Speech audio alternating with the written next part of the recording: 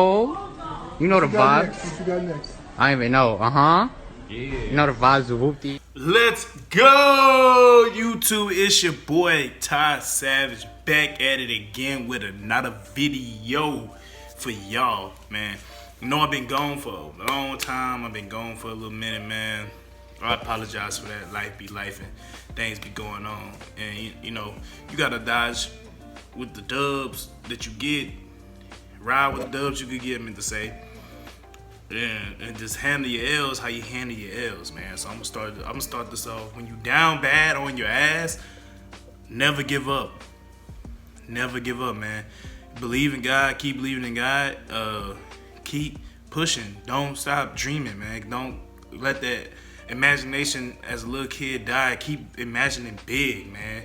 Keep imagining big. Cause the devil gonna test you, God gonna test you. God gonna put you in situations to test you, bro.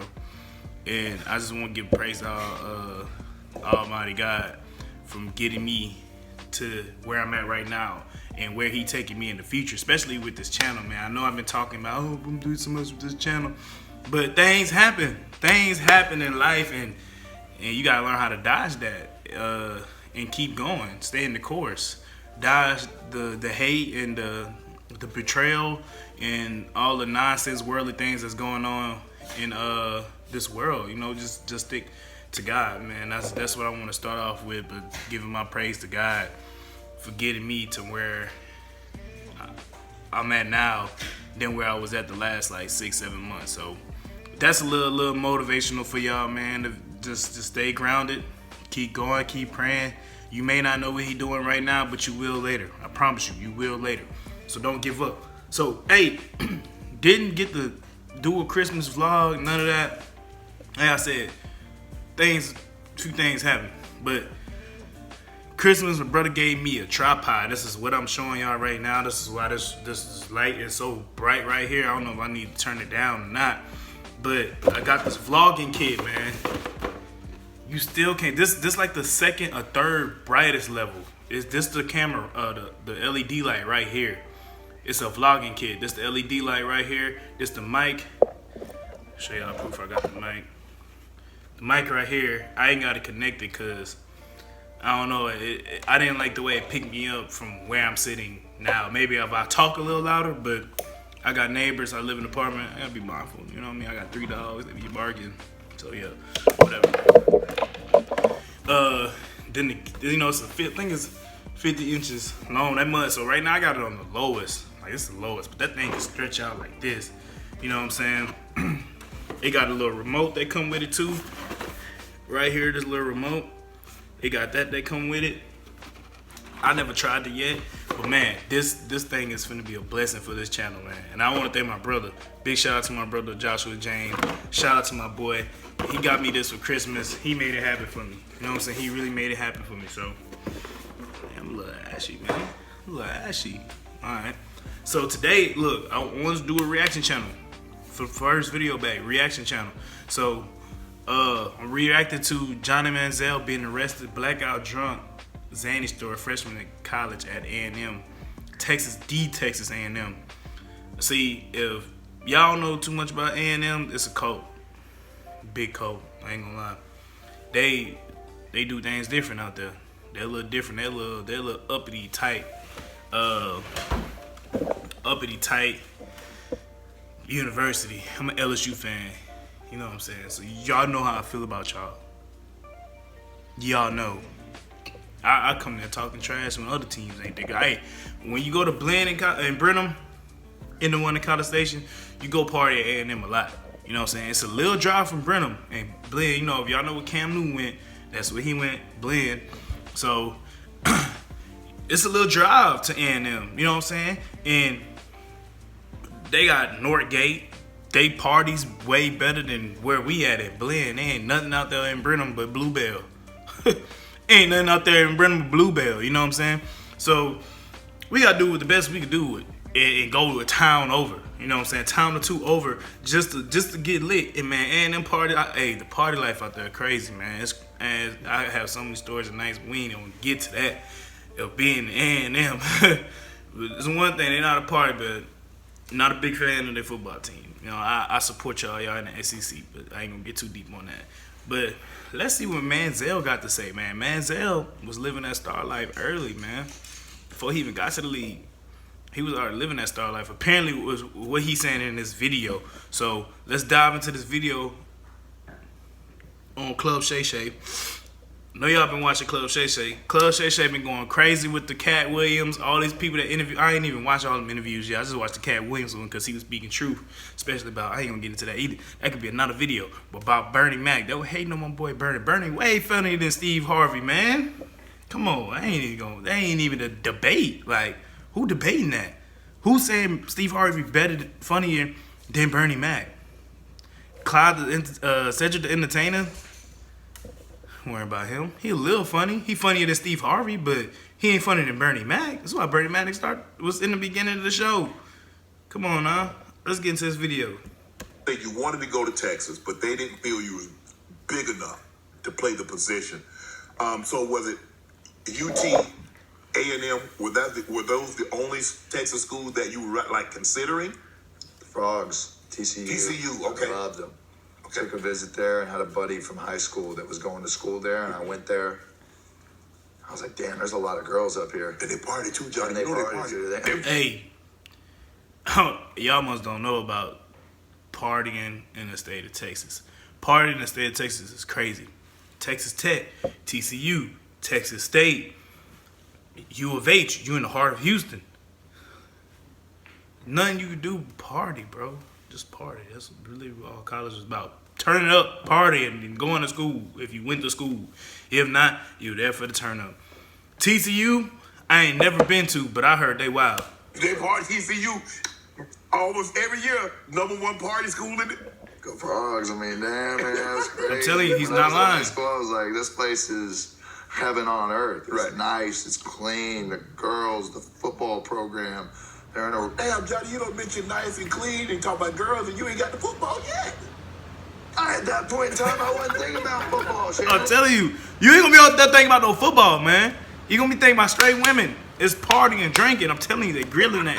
I'm trying to go have a good time in college. Okay. I wanted to be like this mix of like Entourage on HBO and like Blue Mountain State and all these things I was watching at the time. And what I was ingrained in was this like, I'm a party boy. Right. I just happened to be good at football a little bit at that time. You know, my grind and focus and determination of the game didn't come in until I got into trouble before my Heisman year at A&M. Right. In June of 2012. It all kind of came to a halt when I got arrested. And I got arrested for... Yo, I forgot he got arrested. I'm gonna let him finish why he got arrested. I don't remember why. going out to Northgate and College Station and drinking too much and blacking out and waking up in handcuffs. And when that instance happened, We are a private golf membership for Look, private golfers. I ain't got Atlas YouTube, so y'all bear with me on this. my mom and my dad... I just and it rewind was this a like- little bit. And when that instance happened, it was this meeting with Coach Sumlin and my mom and my dad. And it was like, you either figure this out today or over the next couple weeks, or your ass is out of here. You're gone. And then everything you work for, your scholarship, everything, you figure it out now. As my family sits there in the room and someone's looking at him just like we're looking at each other right now, he's like, you guys figure it out. And when that happened, my family moved to College Station. Whoa, I ain't never know that. No, I ain't never know that. But I remember him getting arrested, and I was like, dang, he got arrested. You know, no, you don't wish nothing on nobody getting arrested or nothing like that. But we got arrested, man. It was a big deal. You know what I'm saying? This dude, you know, came in and started doing some crazy things. And then, you know, this year coming up, And they moved in my backyard, and I pretty He much started. moved back in with my mom and my dad. And that was the moment that was like, all right, you hear what's going on. You're smart enough to comprehend this. You may be fucking around with your boys and doing what you think you want to do, but the opportunity that's in front of you, you are spoiling, and you need to get it together. And that's when George Whitfield came into my life. And I went. My mom sent me to San Diego with all the money they probably had saved up for their little saving stuff and sent me out there to work with this guy, and they trusted him. And when I came back, I left before that trip and getting arrested, 4th on the depth chart, below the freshmen who came in, below the 2 other guys that were above me in the class. And in 11 days, when I got back and we started training camp, I was named the starter and handed. Hey, I'm glad he said that, bro. If you play football right now, this type of grind, like, that's gonna take you to go from 4th string to number 1 for sure. Like, 11 days, dude went out, trained with somebody, you know what I'm saying, and came back and was a starter. 4th string on the depth chart, 4th. Passed all them boys up, went straight to 1st place, to the Heisman. No championship. The keys to the Texas A&M University football team. No championship. That's how much No ring. my focus and my passion and my energy being put into something turned out to be. If that situation, you drinking to the point of blacking out, do you remember anything about that night other than going to the bar with your homies? I was taking Xanax back then. And it was... What? That boy was taking a Zanny? That boy must have seen Aaron Rodgers. Aaron Rodgers must have took that out of his book, man. Y'all gotta look up the years with Aaron Rodgers. Look it up. Aaron Rodgers was buck-eyed in the camera like this, doing the interview. When he just got hurt, I want to say a couple plays, like quarter or two later, before, came back out uninjured, eyes buck wide. So he probably took it from Johnny. He was like, man, I'll play up that. Give me a Xan. He was on a Percocet, something like that. It might not have been a Xan, might have been a perk. It was a very, like... Hey, do not do perks. Or Xanny. Weird time in my life where I was dealing with anxiety and all these things and emotions that were going on that I didn't have any, business being able to handle on my own. But from that country kid, proud and tough and all these things that I prided myself on, I wasn't asking for help. Right. Shannon, I didn't ask for help when I was sitting in Cleveland. Right. So why am I going to do it when I'm in college? Right. So I was a lost kid trying to figure out, after my first year at A&M when I redshirted, at the end of that year, I said, fuck this. I'm done playing football. I was finding out how to transfer to TCU to play baseball. That's how... Johnny played baseball? I ain't know Johnny played baseball. I'm not gonna lie. I ain't never know that. How bad it was after my redshirt year. 6-6, we're in the Big 12. I'm going to Ames, Iowa, and all these, that ain't the stadium that I wanted to be playing in. Right. And it's no disrespect to them whatsoever. The Big 12 is not the SEC. Right. And you see it now. Only 2 of them schools in the Big 12 got into the SEC. Mm-hmm. 4 if you add Missouri and A&M. Only 4 of that whole thing. Hey, I ain't gonna lie, I was mad when they moved A&M and Mizzou in the SEC. Not because I was afraid they was gonna beat us. It took them like 4 or 5 years in the SEC to beat LSU. Fun fact. Damn, what I was gonna say. But yeah, they moved them. Now they moving Texas and OU. I don't like the OU one. Texas, I accept that. Come play with the big boys. That's how I felt. All South Texas or in Texas should be, or from Texas to Florida to Georgia should be in the SEC. But however they want to do it, they can do it. Whatever. Really got in. So there's a difference in program. There's a difference in stature of dudes. Any team can beat a team on a given day. Mm-hmm. But consistency of a program and legacy, there's only a couple teams that got into the SEC for a reason. You graduated early in high school, enrolled in Missouri? Bro, what Missouri did, I ain't gonna lie. Missouri got to the SEC championship before A&M, and A&M still haven't made it. Missouri been like twice. One year, I think they played Cam Newton. No, that wasn't that year. I can't remember what year they came in, 13 or 12, something like that. Somewhere around there they came in. I think it was like 12.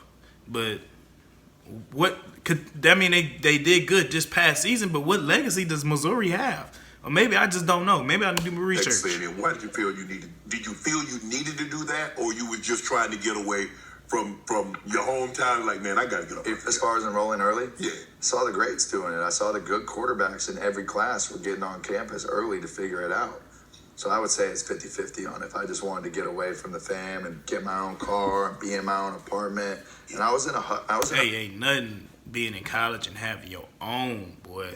hurry to grow up, which is I what a just lot don't of know. people do in life. And sitting back now, I realize that you should enjoy your time from your 12 to your 16, 17 years old. And it's only getting worse with NIL and what's going on in the world. People are treating 13, 14-year-old kids like brands and businesses. And, you know, you see all these kids on social media. Hey, that's why I'm glad I played football the time I did and didn't get nowhere with it, because this right here, like, they be using you athletes like y'all toys. Like, you break the toy leg, you got enough money to go to the store and buy another one. Just the same. Media, and they're trying to make money. Like, the love of the game It's a business, is not man. about that. It's a business. And now we're at the point where in college you're getting exposure to millions and millions of dollars, and it's taken away the passion and the love for what it truly is. Right. If you would have Facts. handed me $1 million in my freshman year when I got to A&M, you'd have seen some shit. And that's You might not have made your sophomore year, Johnny. I might not. Hey, nah, bro. He most definitely got kicked out after his Heisman year. He would have been out of college because he would have stayed all 4 years, and by the time his senior year, he would have been in jail multiple times. So you'd really seen you. If you don't know this man part of history, look it up. I believe him. I definitely wouldn't be sitting in New York with that trophy. I promise you that. Exactly. But you would have seen some shit for sure. Exactly. When you had your visit to Texas A&M and you walking around on campus and they normally they pull out their best, the best ladies to show you around. They call them hostesses, and they show you around, and you walking around on campus and you looking around. You like, yeah, I'm coming early. It's never about the girls for me back then, really, to the max. I've always been a guy that, like, rides for my dogs, and I enjoy the time with my bros and just drinking and, smoking or doing whatever. Like, that was always what it was for me. So when I went on my visit to Texas A&M, they stuck me with two of the biggest party boys on the whole team, and they showed me the time of my life. I'm telling you, man. I partied with A&M football players before. These parties, I'm telling you, they get lit. They be turned. To the point of where I'm in the back of the Uber turned. and I'm sick. Like, I had too many shots. I am lit off my ass. Hey, I and then remember we being do in it this to Uber you. and being like, man, I gotta throw up. I cannot let these guys see any sign of weakness. So I just remember being like, all right, I'm gonna see you boys later. I'll see you in the morning. And I don't even make it to my room. I don't even make it back to the room. My family were in these joined rooms at this hotel in College Station, the Hilton. And they wake up the next day and I'm just outside the door, just. Look, y'all getting raw, uncut edits, cause I ain't editing this out. I'm letting the ads play. I'm just letting y'all know I don't got ad-libs. You too. Alright? And that, to me, I woke up the next day, they're kind of pushing me. I'm like, success. I'm alive. I'm good. And I'm sitting going to meet Coach Sherman at this taco place, Fuego. And I roll in probably 10 minutes late, and he looks at me, and I'm just white as a ghost. And Coach Sherman had been with Brett Favre in Green Bay. He knew what was up. He knew what was up. And he was so good that he was just like, he knew when he put me with them two dudes from San Antonio, who I looked up to, it was on. And he had me. I'm in the boat.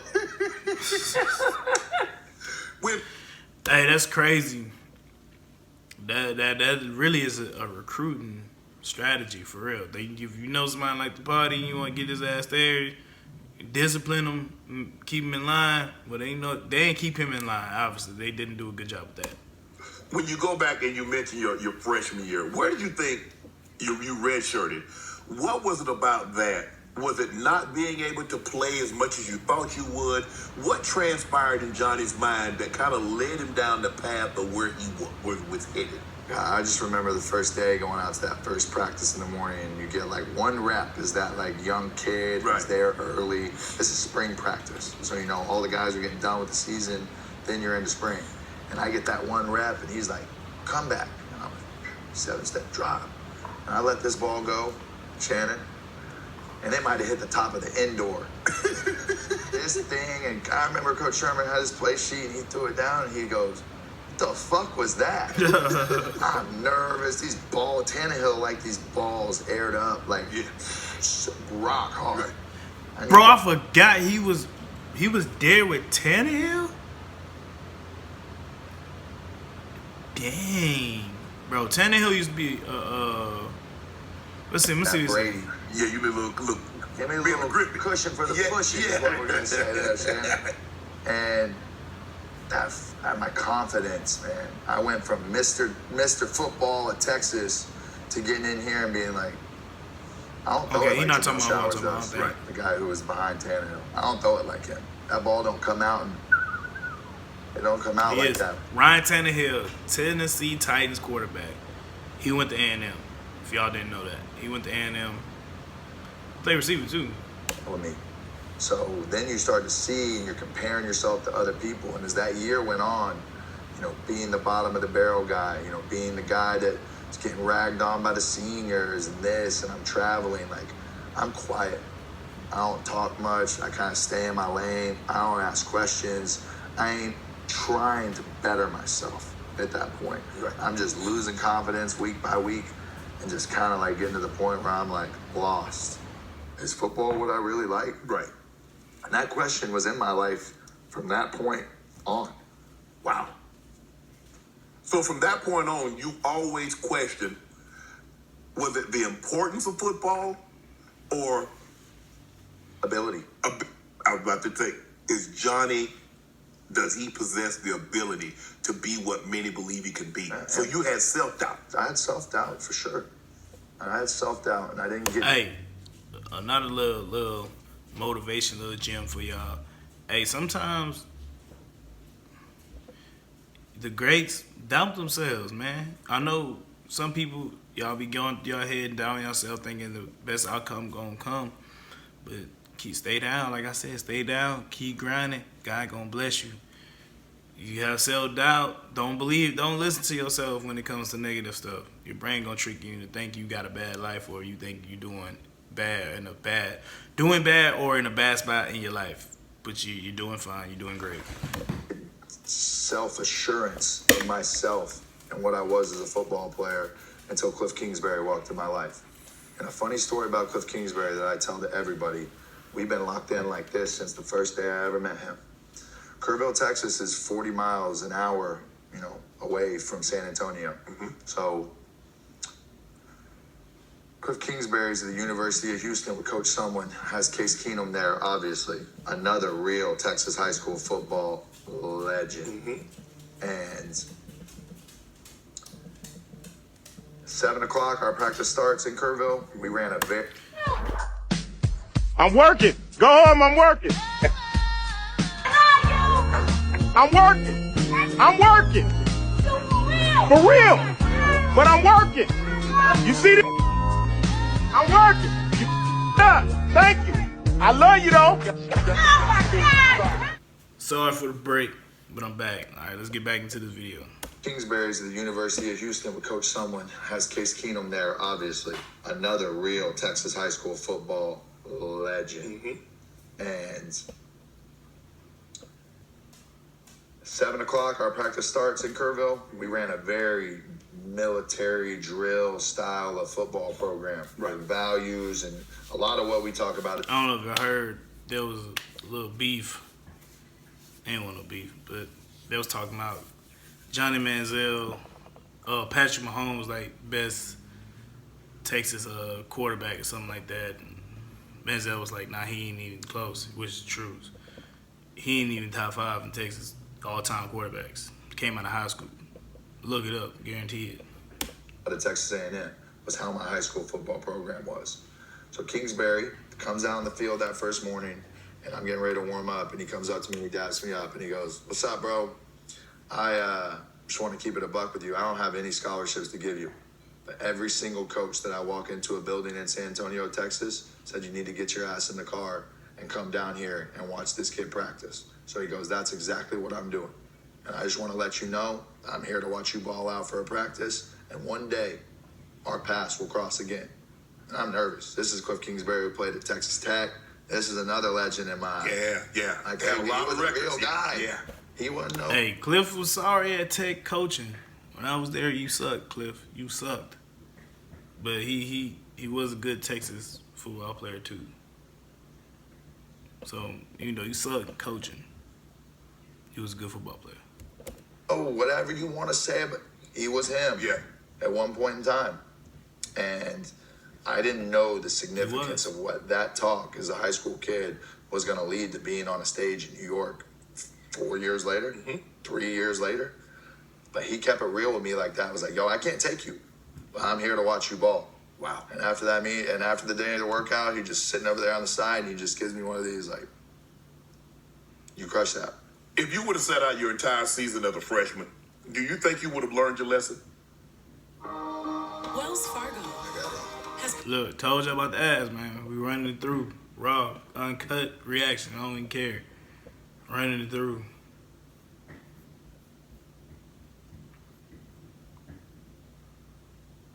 Got arcade. One more. See, they getting me. Oh, no. Man, block that, bro. Ain't trying to see that, cuz. No.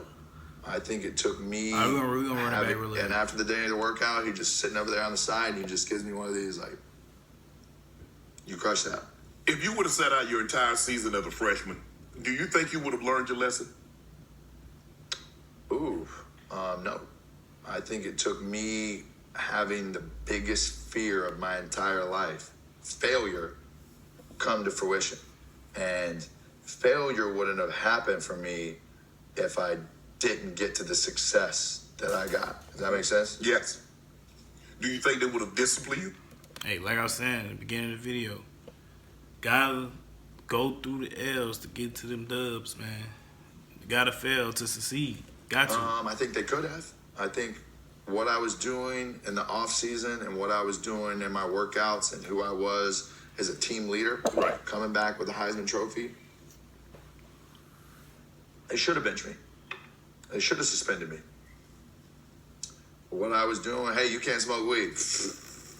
Man, give me the fattest. Give me the fattest one you got. Talk about it. It's about a box of white grapes. We ain't even slowing down nothing over here.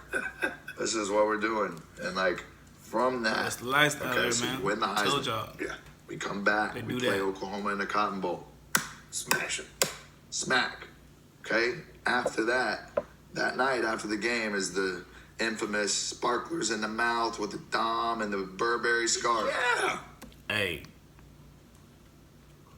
some of y'all probably had Twitter back then when that happened. That picture went viral when that happened. They caught it. He had the spotlight. It was Hollywood right from there.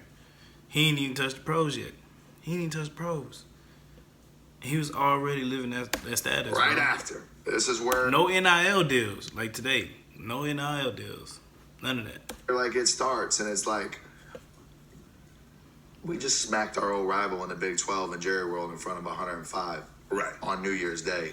This is where the ego, this is where this is where you shift from, Johnny Manziel into Johnny Football, the little transition, and then from there it's Johnny Football. Yeah. And now there's no more self-doubt. Now there's no more self-doubt because I know what I'm doing in practice. I know what I'm doing when I see cover 2 and Cooking. whole shot. I'm toying with them in practice. They're mad. The only thing they have on me in practice in the setting that I'm seeing, the live rep, bullets, fire, is they can't tell when a sack happens in practice because we ain't sacking people. Right. And in a game, I would hate that. I played quarterback in high school, so I got hit, but you in college, you ain't getting hit like that. You can't slide. They don't touch you at all. But they would never hit him anyway. He would just juke them out, like crossed them over, just do them dirty. Like I feel that. practice, I'm running and give somebody a little move, and I'm Easy. just looking at him like, ain't no way you making that tackle on the field, buddy. You can hop and hoop around and do your whole defensive thing all you. Yeah, you defensive players get on my last one with that shit. She don't be doing nothing. Y'all just be celebrating for what? What do y'all celebrate for? What? Pass getting incomplete way over there. You ain't even about to play, cuz. Why is you even celebrating? You lucky if the ball went during your direction would have been a touchdown. Like, And out there under them lights, No that chance. ain't gonna happen, brother. It's not gonna happen. Right. And that's not me speaking out of my ass. I got film. Right. You know, I got stuff to show you that like I was more than what you thought I was, especially as a running quarterback. I led the SEC. Wow. 1,400 yards rushing in my freshman year. It's documented. The first freshman in NCAA history to pass for 3,000 yards and rush for 1,000 yards in the same season. The first player to pass for 300 yards and rush for 100 yards in the same game 3 times. Broke Archie Manning's 43-year-old record for 500 total yards of total offense with 576. Owns all these freshman records. 11-2, ranked number 5, best since 1956. Beat Oklahoma 41-13 in the Cotton Bowl. Produced 516 yards of offense, 4 touchdowns, with a record 229 yards rushing. Wait, Archie Manning had a 43-year-old record as a freshman. He broke that. What? Do you understand at the time I know that. what you're actually doing? When the ESPN Heisman list came out about week 8, 9, is when I started to kind of see like, whoa, because this is, you know, my life growing up with my boys was NCAA football, the video game, the road to glory, the road to the Heisman, creating a player and being able to go do these things, pick your school, go to the, you know, do all of that. And now I'm living it. Right. So the focus doesn't shift to like getting the Heisman. It just focuses on like taking this team to heights that we haven't been before. Mm-hmm. And when you walk into Tuscaloosa, Alabama and do what happened that day, something that leaves a legacy, 2012. Hey, couldn't believe he did that. Couldn't believe it. Seen it live. Seen it live. DB runs up. He seen it. Touchdown. Beat Alabama. I couldn't tell you last time A&M beat Alabama. 1919. None of us was born when that damn shit was going on. 12 years later, where I walk down the street every day of my life and somebody comes up and dabs me up and goes, 15.5-point underdogs, Alabama. I'll never forget that day for the rest of my life. That's what kind of impact that day had on college football. And I hear it every day, see it every day. You see Alabama on the schedule, and you're on the Heisman watch list. You mentioned your 15-point underdogs, and you understand what Alabama is. That's Coach Saban. You know the dogs that he has on that roster. You know the dogs that he sends to the NFL every year, multiple. What's going through your mind? Like, Saban run needs a 30 for 30. Like, Saban run was crazy. He just retired. His run was crazy in the NCAA. Probably the best NCAA coach ever in this world. Do you ever think, man, if I can go to Alabama, if I can go to Tuscaloosa and beat Bama, ooh, they got to take notice. Can't think like that. Can't think like that and be successful because you're putting pressure on yourself that's unneeded. Okay. I got 95% of the country that's saying Alabama's going to beat us. What do we have to lose? Right? I remember being on the bus on the way to the game and putting on the movie 300. This part comes on where it's give to them nothing, take from them every single thing, everything. And that was my mindset going into the game, that like everybody in this stadium expects you to lose. Everybody in this state is rooting against you. Mm-hmm. We got maybe 20, 30,000 loyal Aggies scattered through about in the stands. We already lost 2 games that year. Right. What's the third going to do? You know, we're out of the SEC title. We're out of, you know, the national championship conversation. Let's just try and go ball. And Cliff Kingsbury put together an unbelievable game plan for us offensively that highlighted our strengths, that kept us from being too vulnerable in a defense like that. And for the first half of that game, they don't know what the fuck is going on. We're running option with go routes and all. We are just unleashing the Cliff Kingsbury, like, creativeness of a football playbook. That's crazy. I was just talking trash about Cliff. But Cliff drew up the game plan?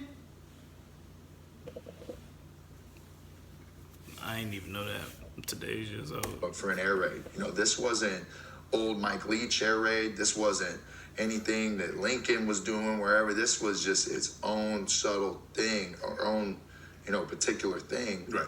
That was tailored to me being able to run the ball the way that I could, as well as having an unbelievable, like, offensive line to be able to handle what they were throwing at us. Luke Jokel, Jake Matthews, Cedric Aboya, these are all first-round picks in the NFL.